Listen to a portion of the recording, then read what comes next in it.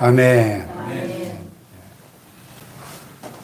수업 시작종이 울리고 선생님이 교실에 들어오셨습니다. 한 학생이 손을 번쩍 들더니 선생님, 저 화장실 좀 다녀오겠습니다. 야, 너는 쉬는 시간에 뭐하고 수업만 시작하면 화장실에 간다 그러냐? 아, 저는 자기 전에 꼭 화장실 가거든요. 지금은 화장실 갔다 와서 잠을 자야 할 때가 아니죠. 그래서 오늘 말씀의 제목을 어찌하여 자느냐? 일어나 기도하라. 이런 제목으로 한번 정해봤습니다. 한번 같이 해볼까요? 어찌하여 자느냐? 일어나 기도하라. 한 성도가 자신의 십자가는 너무 크고 무겁다고 불평을 했어요. 그러다 어느 날 자신의 십자가를 지고 천성에 가는 언덕을 오르는 꿈을 꾸었습니다. 꿈에서도 그냥 내 십자가는 너무 크고 무거워요. 불평을 하니까 하나님께서 다른 사람들의 십자가를 보여주시면서 바꿔서 지고 가도록 허락해 주셨습니다. 그 중에 보니까 제일 작은 십자가, 거기다 빛나는 보석과 금으로 장식된 아름다운 십자가가 조합해서 짊어져 보았습니다. 그런데 웬걸 어찌나 무거운지 꿈쩍도 안 하는 겁니다. 그래서 그 속을 들여다보니까 아픔의 강철과 고난의 금강석으로 가득 차 있었습니다. 이번엔 장미꽃으로 장식된 화려한 십자가를 짊어져 보았습니다. 그러나 장미 가시들이 어깨와 팔다리를 막 찔러서 도저히 짊어질 수가 없었습니다. 그 속을 들여다보니 장미꽃의 화려함 뒤에 눈물과 갈등이 가득가득 담겨 있었습니다. 그래서 이 사람이 결국엔 자기 십자가를 지고 감사와 기쁨으로 언덕을 오르게 되었더라 하는 이야기입니다. 아멘. 여러분, 십자가 없는 사람이 누가 있겠습니까? 2000년 전 십자가를 지고 골고다 언덕길을 올라가신 그 주님의 뒤를 따라가는 신앙생활, 천국으로 가는 그 순례자의 그 여정에 십자가가 없는 사람은 아무도 없는 것입니다. 잘 사는 사람에게도 화려한 사람 뒤에도 반드시 십자가는 있습니다. 아멘. 내 주위에 지신 십자가 우리는 안 질까? 네게나 있는 십자가 내게도 있도다. 아멘. 문제는 이 십자가를 어떻게 지느냐 하는 것이죠. 오늘은 우리 주님의 십자가를 묵상하고 내게 주어진 십자가의 의미를 묵상하는 사순절의 5번째 주일이고요. 다음 주일은 고난주간이 시작되는 종려주일입니다. 이 사순절은 특별히 우리가 함께 기도해야 하는 때입니다. 편안히 누워 잠자는 때가 아니라 깨어 일어나 기도해야 하는 때라는 말입니다. 아멘. 오늘 본문 45절에 보면 꽤 흥미로운 말씀이 하나 나옵니다.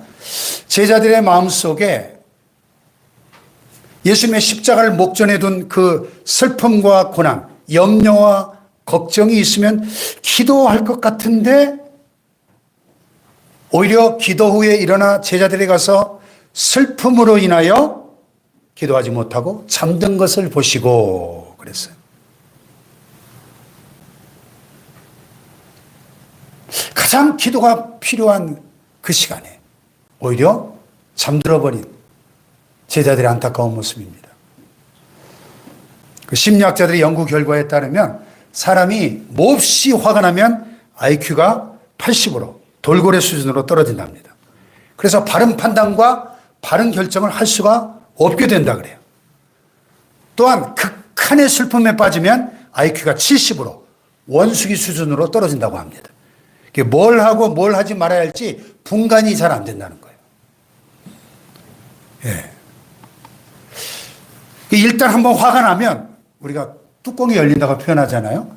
아무리 작은 것이라도 이 기분을 다시 전하는데 여자들은 5분이 걸리고 남자들은 30분 걸린답니다. 그러니까 화가 난 남자들은 건드리지 말고 바나나나 먹을 것을 갖다 주라 하는 거예요. 왜냐하면 IQ가 돌고래나 원숭이 수준으로 떨어져 있는 사람들이니까 말이죠. 네. 지금 제자들은 예수님의 십자가의 죽음 앞에 큰 슬픔과 큰 불안과 염려에 빠져서 어느 때보다 기도가 필요한 그 시간에 기도하지 못하고 오히려 깊은 잠에 빠져 있었다는 거예요. 슬픔으로 인하여 잠든 것을 보시고 제자들은 슬픔을 직감하고 있었습니다. 스승의 죽음, 그리고 그 죽음이 자신들의 고난으로 이어질 것을 두려워하면서 불안에 떨고 있었습니다. 그래서 그들은 오히려 잠을 청하고 있었다는 거예요. 구약의 요나라고 하는 선지자도 비슷한 경험을 했죠. 니느웨로 가라고 말씀하신 하나님의 명령을 거절하고 다시스로 가는 배를 타고 가다가 큰 풍랑을 만나게 되는데 요나는 그 배의 밑바닥에 내려가서 잠을 청하고 있었죠. 망각으로의 도피입니다. 에라 모르겠다, 잠이나 자자. 불순종의 여정에서 도피의 길을 선택하게 됩니다. 이러한 요나를 향한 구약의 외침은 무엇이었습니까? 자는 자여 어찌함이냐, 일어나 내 하나님께 구하라. 하나님을 알지도 못하는 이방인 선장의 입에서 튀어나온 말이에요. 그러나 모든 상황을 주관하시는 하나님께서 이 이방인 선장의 입을 통해서 잠든 요나를 깨우신 겁니다. 네. 슬픔으로 인하여 깊이 잠들어 있는 제자들을 향한 주님의 음성은 무엇입니까? 자는 자여 어찌함이냐, 일어나서 내 하나님께 구하라. 어찌하여 자느냐, 시험에 들지 않게 일어나 기도하라. 아멘. 한번 따라해 볼까요? 어찌하여 자느냐, 시험에 들지 않게 일어나 기도하라. 사랑하는 여러분, 2025년을 살아가고 있는 우리의 대한민국 사회, 한국 교회, 그리고 우리의 삶의 정황과 무엇이 다릅니까? 지금이야말로 깨어 일어나서 기도해야 할 때인 줄 믿습니다, 여러분. 잠들어 있는 우리를 향해 주님 말씀하셔요. 자는 자여 어찌함이냐, 일어나서 내 하나님께 구하라. 어찌하여 자느냐, 시험에 들지 않게 일어나 기도하라. 우리를 둘러싼 삶의 환경과 상황이 점점 더 어려워져만 갈 때 세상 사람들 어떻게 살아갑니까? 집안이 나날이 기울어져 갈 때, 사업이 점점 어려워질 때, 직장 생활이 불안해질 때, 내 앞길이 매우 불투명하고 불안해 보일 때 세상 사람들은 이 위기 상황에서 어떻게 반응하며 살아갑니까? 대체로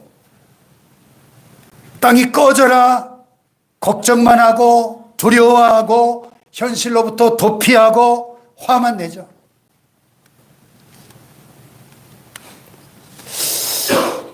그러나 우리 그리스도인들은 살면서 어찌할 수 없는 난관과 위기에 부딪힐 때마다 이런 문제를 처리할 수 있는 최고의 방법이 있습니다. 그게 뭡니까? 그 문제에 직면하는 것입니다. 문제를 끌어안고 정면 돌파하는 것입니다. 바로 기도하는 방법입니다. 기도하면 상황을 이길 수 있습니다. 기도하면 상황을 극복할 수가 있습니다. 기도하면 문제가 해결되기 시작하는 것입니다. 할렐루야. 그러면 기도할 때 어떤 역사가 일어나는가? 첫째로 기도는 기도하는 사람을 변화시킵니다. 한번 따라해 볼까요? 기도는 기도하는 나 자신을 변화시킨다. 아멘. 기도의 가장 영광스러운 결과는 바로 기도하는 나 자신이 변화되는 데 있습니다. 기도는 나의 잘못을 깨닫게 해주고 나의 부족과 연약함을 알게 해줍니다. 하나님의 말씀 앞에 불순종했던 나의 모습을 발견하게 해줍니다. 자식들이 속을 썩여서 기도하다 보면 나 자신이 하나님 앞에서 얼마나 하나님 속을 썩이는 자식이었나는 걸 깨닫게 됩니다. 할렐루야. 다 경험자들이네요. 남편이 아내를 위해서 기도하다 보면 신랑 되신 우리 주님 앞에 나 자신이 얼마나 순결하지 못한 신부였던가 깨닫게 되는 것이죠. 사업의 문제를 놓고 기도하다 보면 하나님의 도우심 없이는 아무것도 할 수 없는 나 자신의 부족을 깨닫게 되는 것입니다. 그래서 회개하도록 이끌어 주는 거예요. 신앙인의 가장 위대한 축복은 바로 회개입니다. 회개. 회개는 하나님 앞에 나 자신을 바로 세워줍니다. 하나님을 만나게 해줍니다. 하나님과 나 사이에 죄 때문에 가로막혀 있는 죄의 담을 허물어 주는 것입니다. 하늘의 문을 열어주는 것입니다. 할렐루야. 야곱이가 얼마나 약삭빠르고 잔머리의 달인이고 욕심 많고 끈질긴 집요한 성격입니까? 그런데 그가 야복강 나루터에서 이제 20년 만에 형을 만나야 되는데 형이 군사 400명을 이끌고 자기를 맞으러 나온다는 소식을 듣고 그냥 간이 콩알만해져가지고 야복강 나루에서 철야 기도를 하는 거예요. 잠이 옵니까? 이제 형한테 맞아 죽게 생겼는데 기도하는 거예요. 하나님 도와주세요. 어떻게 하면 좋을까요? 근데 갑자기 천사가 나타나가지고 막 천사하고 씨름을 하잖아요. 예. 이게 이 천사가 그냥 이길 수가 없는 거 이게 얼마나 악착 같은지. 그래서 나로 가게 하라. 이제 날이 밝아온다. 안 됩니다. 나를 축복하지 않으면 내가 절대 놓을 수 없습니다. 그냥 하다 이게 천사가 그냥 야곱의 이 고관절, 환도뼈를 그냥 딱 부러뜨려 버립니다. 윽! 하고 뼈가 부러지는데도 그래도 그냥 안 넣고 안 됩니다. 울면서 나를 축복해 주세요. 아멘. 네 이름이 뭐냐? 야곱입니다. 사기꾼, 속이는 자, 빼앗는 자.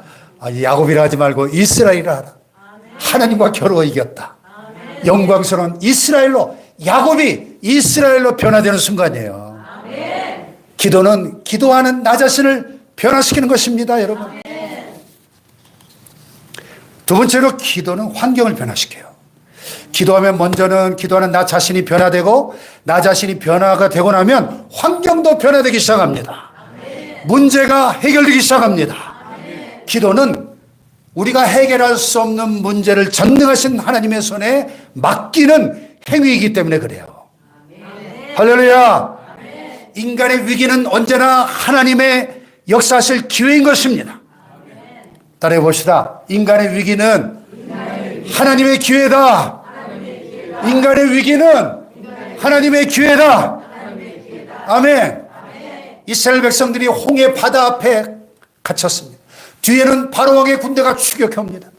우리 이제 다 죽었다고 백성들이 아우성칠 때 모세가 하나님 앞에 두 손을 들고 부르짖어 기도하니까 하나님께서 지팡이를 내밀어 홍해 바다가 갈라져 바다를 육지같이 건너게 해주신 줄로 믿습니다. 절체절명의 위기는 홍해 바다의 기적을 경험하게 하시는 하나님의 기회였습니다. 인간의 힘으로 아무것도 할 수 없는 바로 그 순간에 기도는 전능하신 하나님의 손이 나를 향해 역사할 수 있도록 만들어주는 것입니다, 여러분. 할렐루야. 그 문제 가운데 하나님이 간섭하시도록 문을 열어주는 것이 바로 기도인 것입니다. 세 번째로 기도는 그 사건을 해결할 수 있는 능력을 나에게 부여해 주는 거예요. 능력을. 물이 깊은 게 문제가 아니라 수영을 못하는 것이 문제입니다. 문제가 어려운 것이 문제가 아니라 그걸 풀 수 있는 실력이 없는 게 문제입니다. 예. 이럴 때 기도는 그 문제를 해결하고 풀고 이길 수 있는 힘을, 능력을 나에게 주는 거예요. 따라합시다. 기도는 만사를 해결하는 능력이다. 아멘. 여러분, 이 일러스트가 지금 뭘 그린 것 같아요? 다윗과 골리앗. 골리앗이라고 하는 거대한 문제를 만났을 때 사울과 그의 군사들은 무서워서 벌벌벌벌 떨고 있었습니다. 왜? 골리앗과 맞서 싸울 실력이 없어요. 그런데 다윗은 평소에 하나님께 기도해서 하나님의 능력을 받은 하나님의 사람이었기 때문에 저런 골리앗 정도는 그냥 물맷돌 하나면 간단히 이길 수 있는 거예요. 골리앗이라고 하는 문제를 해결할 수 있는 실력을 가지고 있었던 것입니다. 다윗은 물맷돌 한 방으로 날려버리는 거예요. 기도의 사람이었기 때문에. 할렐루야. 네 번째로 기도는 감사와 찬송을 가져다 줍니다.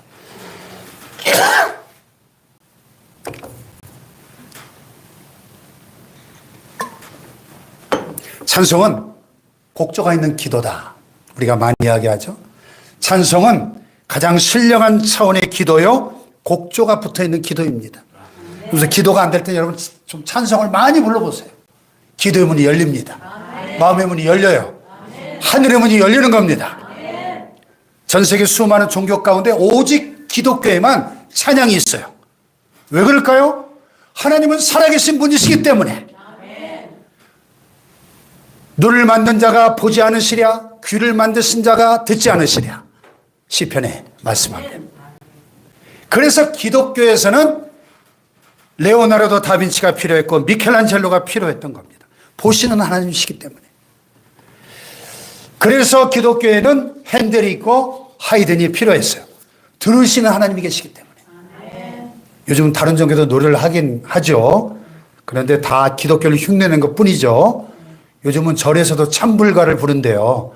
그런데 여러분, 불교와 찬양은 아무리 생각해도 어울리지가 않습니다. 아니, 찬양이라고 하는 그 찬양을 들으실 대상이 있어야 되는데 누구를 향해 찬양하고 있는 겁니까 지금? 깎아만든 그 우상이 눈이 있어도 보지 못하고 귀가 있어도 듣지 못하는 우상을 향하여 아무리 찬양하면 그 다 헛수고 아닙니까? 귀를 지으시니가 듣지 아니하시랴, 눈을 만드시니가 보지 아니하시랴. 우리의 찬양과 기도를 들으시고 받으시는 살아계신 하나님을 찬양합니다. 그래서 기도는 감사와 찬송을 우리에게 가져다 주는 거예요. 주 1세기 초대교회를 고발한 한 상소문에 그 당시 예수 믿는 사람들을 이렇게 묘사하고 있어요. 저들은 정한 날, 정한 시간에 모여서 아침부터 저녁까지 기도하고 찬양하는 것으로 그 시간을 마쳤다. 이게 2000년 전 초대교회 예배의 모습이에요. 지금 우리는 이 나라와 민족을 위해서, 한국교회를 위해서 눈물로 기도해야 될 때인 줄 믿습니다. 기도의 사람이, 기도하는 지도자가 필요한 때입니다. 일제강점기 시절에 평양신학교에 최봉석이라는 학생이 있었습니다. 기도만 하면 눈물을 펑펑 쏟아내는 거예요. 나중에 이제 목사님이 돼서 최봉석 목사님이 그 유명한 예수천당 불신족을 외쳤던 분이에요. 그래서 예수천당 불신족만 외쳐도 사람들이 막 꼬꾸라지고 회개하고 예수를 믿는 기적이 일어났죠. 그 기도만 하면 이 신학생 시절부터 눈물을 펑펑 쏟으니까 친구들이, 야, 너는 왜 기도만 하면 이렇게 우니? 그는 이렇게 대답했어요. 기도하려고 눈만 감으면 일본에 빼앗긴 우리나라가 불쌍하고 가슴이 아파서 눈물이 난다. 그리고 예수 믿지 않은 사람들 보면 너무 불쌍해서 눈물이 난다. 여러분, 이러한 기도의 눈물이 저와 여러분에게도 있기를 축복합니다. 무엇보다 오늘 이 땅에 그리스도인들이 먼저 바로 서야 됩니다. 다른 누구보다 바로 나 자신을 위해서 기도해야 돼요. 우리 그리스도인들이 바로 서야 이 나라가 바로 설 수 있습니다. 이 땅에 그리스도인들이 건강해야 이 사회가 건강해지는 것입니다. 이 땅에 그리스도인들이 행복해야 역사가 행복해질 수 있는 겁니다. 오늘 본문에 예수님께서 이처럼 기도의 동산에 오르셨던 이유가 있어요. 십자가의 고난, 그것은 곧 자신과의 싸움이라고 하는 사실을 예수님은 너무나 분명하게 잘 알고 계셨어요. 십자가의 고난은 로마 군인들과의 싸움도 아니고 제사장들의 문제도 아니고 헤롯이나 빌라도의 문제도 아니고 바로 자신과의 고독한 싸움이라는 사실을 예수님은 너무나 잘 알고 계셨습니다. 아멘. 아멘. 그렇습니다, 여러분. 신앙생활에 승리하기 위한 최후의 적, 가장 무서운 적이 있다면 바로 나 자신입니다. 아멘. 사회에서 멋지게 성공한 사람이, 다른 사람과의 싸움에서 통쾌하게 승리한 사람이, 정말 어려운 상황 속에서도 멋지게 승리하던 사람이 바로 자기 자신과의 싸움에서 처절하게 깨어지고 좌절하고 자기 앞에 패배하는 그런 모습이 우리 주변에 얼마나 많이 있습니까? 예수님은 맹인의 눈을 뜨게 하시고 앉은 맹인을 일으키시던 분이셨습니다. 보리떡 5개와 물고기 2마리로 5,000명을 먹이신 분이셨습니다. 더러운 귀신을 쫓아내시고 죽은 자를 살리시고 성난 광풍을 말씀 한마디로 잔잔케 하신 능력 있는 분이셨습니다. 그런데 그런 분이 왜 오늘 본문의 상황에서 그 시간에 기도하셔야만 했을까요? 바로 자신과의 싸움에서 승리하시기 위한 것이었습니다. 일찍이 예수님이 말씀하셨잖아요. 누구든지 나를 따라오려거든 자기를 부인하고 날마다 자기 십자가를 지고 나를 따를 것이니라. 아멘. 예수님께서는 십자가를 눈앞에 두고 바로 그 십자가에서 승리하기 위해서는 무엇보다 먼저 자기를 부인하셔야만 했습니다. 자기를 꺾어야만 했습니다. 그래서 기도의 동산에 오르신 거예요. 기도란 자기를 포기하는 것입니다. 하나님께 자기를 쳐서 복종시키는 것입니다. 그래서 기도는 능력이고 기도는 사역인 것입니다. 아멘. 예수님의 사역 가운데 눈에 보이지 않는 위대한 한 사역이 있어요. 예수는 우리 가운데 위대한 설교와 위대한 교훈들을 많이 남겨주셨죠. 많은 병자들을 고쳐주셨고 불쌍하고 연약한 많은 사람들을 도와주셨습니다. 그러나 중간중간 우리 눈에 잘 보이진 않지만 중요한 사역을 감당하셨는데 그것은 바로 기도의 사역이었습니다. 오병이어 같은 큰 기적을 베푸신 다음에 홀로 산에 올라가서 하나님 앞에 밤새도록 밤이슬 맞아가며 홀로 기도하셨습니다. 또 세상 사람들이 다 잠들어 있는 고요한 새벽 미명에 피곤한 몸을 일깨워 일어나 기도하셨습니다. 아멘. 할렐루야. 아멘. 바로 이것이 예수님께서 그 가르침이 당시 바리새인이나 서기관들 같지 않고 권세 있는 자와 같았던 비밀입니다. 하늘의 능력을 이 땅에 베풀 수 있었던 그 신비가 바로 이 기도 가운데 숨어 있는 것입니다. 아멘. 할렐루야. 아멘. 기도 외에 다른 것으로는 이런 종류가 나갈 수 없느니라. 아멘.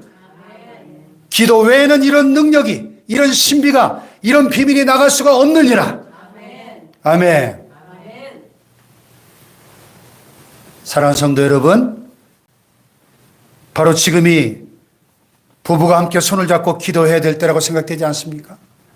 또 부모와 자녀가 가정에서 함께 하나님 말씀을 펴놓고 같이 기도해야 될 때라고 생각되지 않습니까?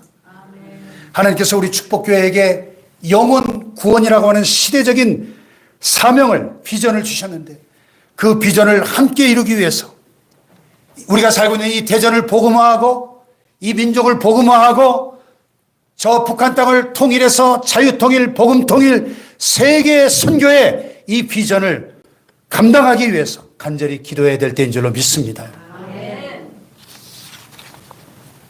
이 땅에 세워진 6만여 개의 한국교회들이 이제는 좀 더 진실하게, 좀 더 간절하게 하나님 아버지 앞에 나와서 항복하고 무릎 꿇고 기도해야 될 때인 줄 믿습니다. 아멘. 아니 이 땅에 5천만 온 국민이 하나님 앞에 돌아와서 전능하신 하나님 아버지의 자비와 긍휼을 구해야 할 때인 줄로 믿습니다. 아멘.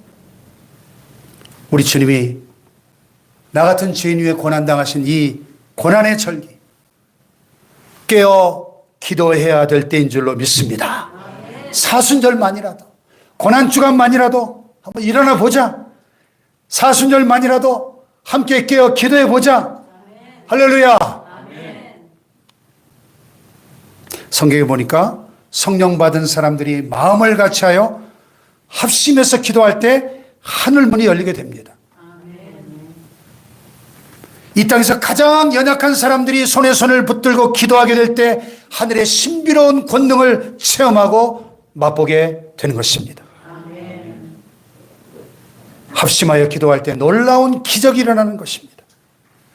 하나님은 성령 받은 사람들이 기도로 이 세상을 변화시키시기를 간절히 원하십니다. 기도로 이웃을 섬기기를 원하십니다. 하나님께서 우리에게 맡겨주신 그 사람들을 가슴에 품고 내가 해야 될 가장 위대한 사역은 바로 기도하는 일입니다. 아멘. 할렐루야. 아멘. 그러므로 교회에서 가장 무서운 적은 기도를 방해하는 것입니다. 본문 46절에 보니까 주님이 친히 말씀하시기를 어찌하여 자느냐 시험에 들지 않게 일어나 기도하라 말씀하십니다. 여러분 분명하게 기억하십시다. 기도하지 않고 성공하면 그 성공 때문에 반드시 망합니다. 실패했는데 그 실패 가운데 기도할 수 없다고 하는 것은 가장 비참한 실패에 내가 빠져 있는 것입니다. 그러나 비록 내가 세상 사람들 눈에는 실패자처럼 보인다 할지라도 기도할 수만 있다면, 하나님 앞에 한 걸음 더 전진할 수만 있다면, 실패 가운데서도 살아계신 주님의 음성을 들을 수만 있다면 그것이 곧 성공이라는 사실을 알아야 합니다. 아멘. 아멘. 아멘. 기도는 행사가 아닙니다. 이벤트도 아니고 프로그램도 아닙니다. 기도는 끊임없이 숨을 쉬는, 호흡과도 같고 심장의 박동과도 같습니다. 이 기도의 호흡이 잘못되어 있으면 건강한 신앙생활이 불가능합니다. 아멘. 아멘. 물속에 빠져 기절한 사람을 건져냈을 때 제일 먼저 하는 일이 뭐죠? 예, 인공호흡하죠. 예? 심폐소생술과 인공호흡, 호흡을 살려내는 게 시급하죠. 마찬가지로 신앙생활에 병든 사람을 살려내는 길은 죽은 기도를 살려내는 것입니다. 죽은 교회를 살려내는 힘도 기도예요, 기도.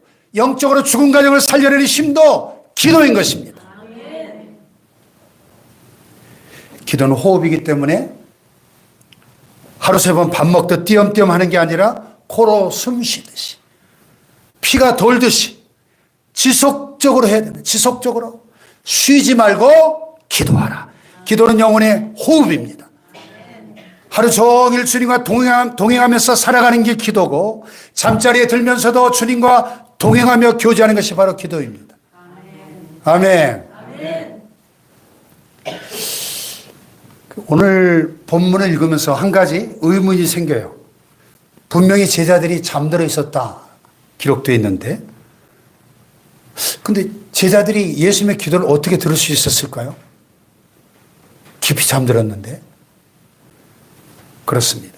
예수님은 하나님 아버지 묵상으로 조용조용히 기도하신 것이 아니라 어떻게 기도하셨다는 거예요? 소리치면서 기도하셨다.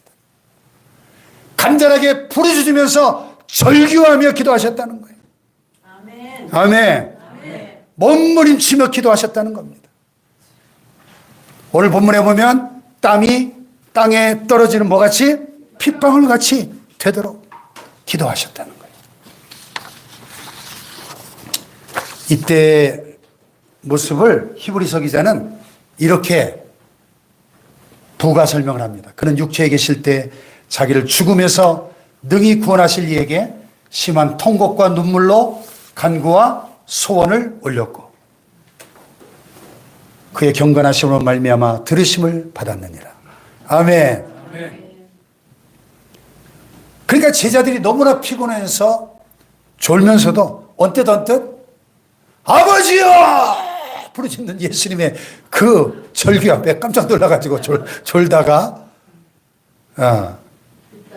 기도 소리를 똑똑히 기록해서 먼 훗날 성경을 기록할 때 우리에게 전해줄 수 있었던 거예요. 네. 여러분, 예수님은 하나님이십니다. 아멘. 아멘. 기도가 필요 없는 유일한 분이 계신다면 바로 예수님이실 거예요. 그러나 그분은 기도하셨습니다. 그것도 간절하게 매달려 기도하셨어요. 예수께서 힘쓰고 애써 더욱 간절히 기도하시니 땀이 땅에 떨어지는 핏방울 같이 되더라. 피를 토하며 기도하셨습니다. 아멘. 지금은 기도할 때입니다. 한국교회가 함께 기도해야 할 때입니다. 이 민족이 하나님 앞으로 돌아와야 할 때입니다. 한국교회가, 한국 정치가, 한국 기업 문화가 새로워져야 할 때입니다. 그리스도인들이 잠들면 민족이 잠듭니다. 그러나 우리가 깨어나 기도하면 민족이 깨어나게 될 것입니다. 우리가 기도하면 가정이 살아나게 될 것입니다. 우리가 기도하면 우리의 자식들이 자기의 길을 뚜벅뚜벅 걸어갈 수 있게 될 것입니다. 쓰러진 그 자리, 절망했던 그 자리, 낭망했던 그 자리에서 벌떡 일어나 다시 용기를 가지고 희망을 가지고 걸어갈 수 있게 될 것입니다. 하나님이 이 민족을 살려주시고 이 나라를 살려주시고 한국교회를 살려주시옵소서. 우리의 자녀들 위해서 기도해야 될 때입니다. 이 악하고 음란한 세대 가운데 우리의 사랑하는 자녀들이 의의 길로 하나님의 길로 뚜벅뚜벅 구별된 발걸음을 걸어갈 수 있도록 무엇보다 나 자신을 위해서 기도해야 될 때인 줄로 믿습니다.